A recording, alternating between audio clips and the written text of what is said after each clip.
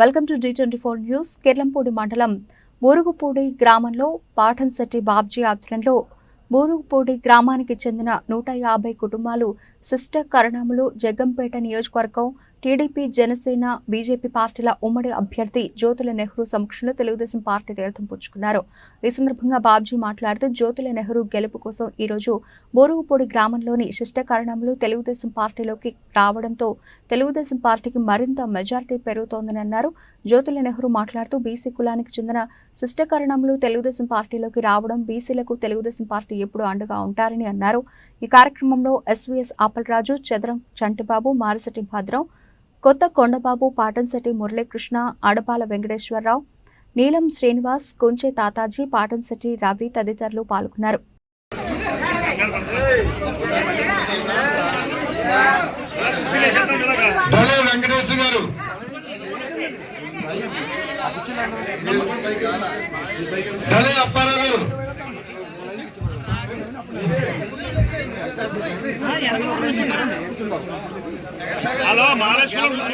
వేణు నాగేశ్వర గారు, వేణు వెంకటేశ్వర గారు వచ్చారు. అందరూ దానివాళ్ళు అందరూ వచ్చి కొంతమంది శంకర్రావు గారు, వేణు నోకరాజు గారు,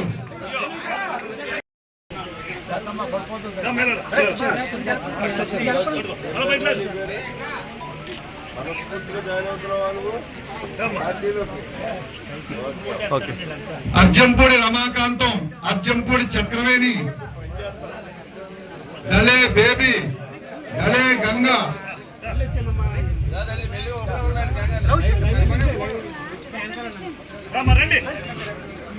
మత్తా వీరలక్ష్మి, వేణు గణపతి, దళే వీర్రాజు,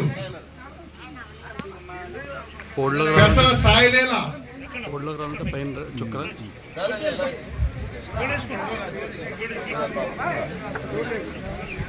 వేణు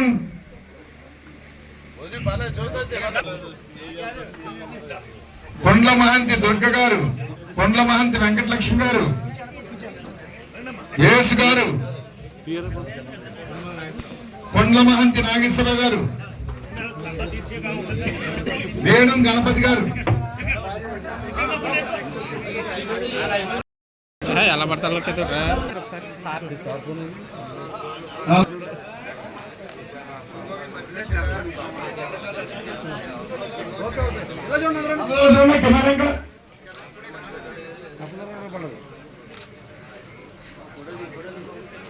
ఓకే సార్.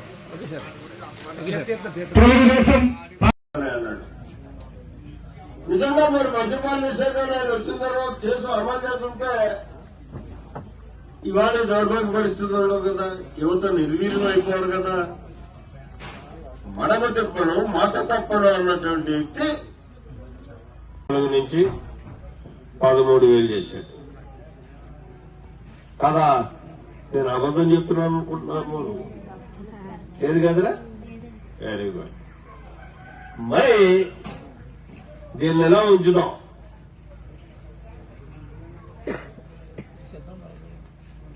ఇంకొక వాగ్దానం చేశాడు, మహిళామ తల్లులు పుత్తులు తెగిపోతున్నాయి, ఈ మగవాళ్ళు మందు తాగడం వల్ల దాన్ని అంచెలంచెలుగా నేను నియంత్రిస్తాను, నిషేధం చేస్తాను, మీ పుత్రుల్ని కాపాడుతాను. చంద్రబాబు నాయుడు తెంపేస్తున్నాడు, నేను కాపాడుతాను అన్నాడు.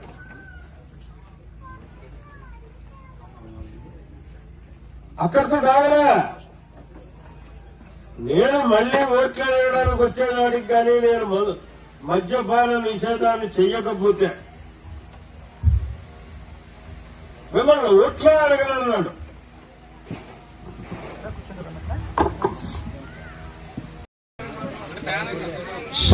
సోదరిమణులకి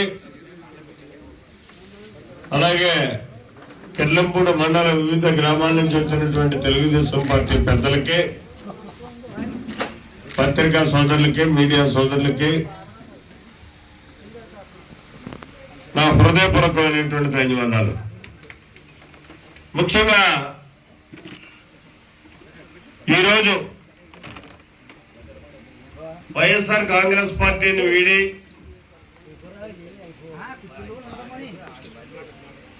అప్రజాస్వామిక విధానంతో పొత్తుల్ని విచ్ఛిన్నం చేయడానికి కంకణం కట్టుకున్నటువంటి వ్యక్తుల్ని వీడి తెలుగుదేశం పార్టీ మీద అభిమానంతో, నా మీద అచంచలమైనటువంటి నమ్మకంతో తెలుగుదేశం పార్టీలోకి వచ్చినటువంటి సోదరీమణులు సోదరులు అందరికీ కూడా మనస్ఫూర్తిగా తెలుగుదేశం పార్టీలోకి స్వాగతం పలుకుతూ మీ అందరికీ కూడా నా హృదయపూర్వకమైనటువంటి ధన్యవాదాలు తెలియజేసుకుంటున్నాను. ఈరోజు ఎన్నికలు వస్తున్నాయి.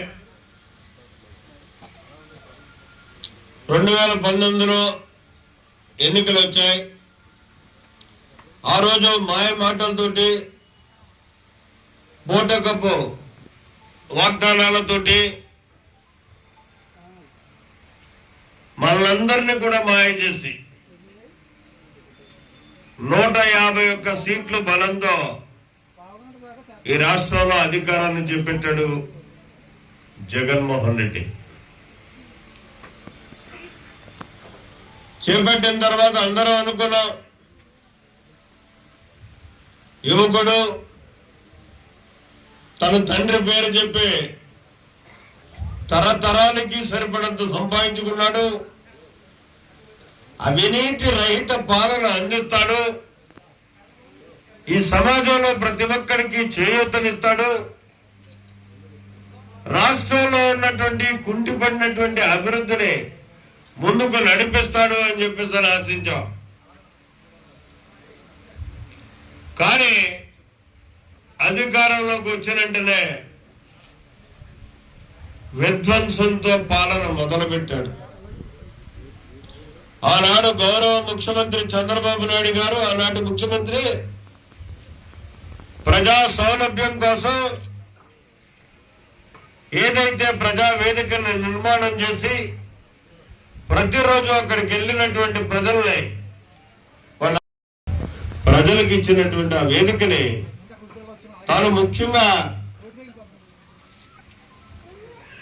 విధ్వంసం చేశాడు. ఇవాళకి కూడా రోజు తన విధ్వంసకర విధానం ప్రజలకు కనపడాలి అని చెప్పి పడగొట్టింది పడగొట్టినట్టే అక్కడ ఆ వేదికను అలా ఉంచాడు. అంటే అతని మనస్తత్వం ఏంటో ఆనాడే అర్థమైపోయింది.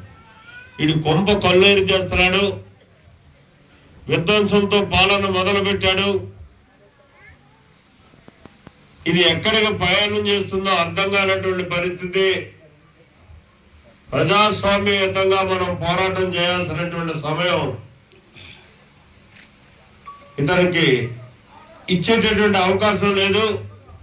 ఇవాళ నుంచే ఈ పోరాటాన్ని చేయాలి అని చెప్పి ప్రధాన ప్రతిపక్షాలన్నీ కూడా ముక్త కంఠంతో గొంతెత్తి పలికినటువంటి పరిస్థితి.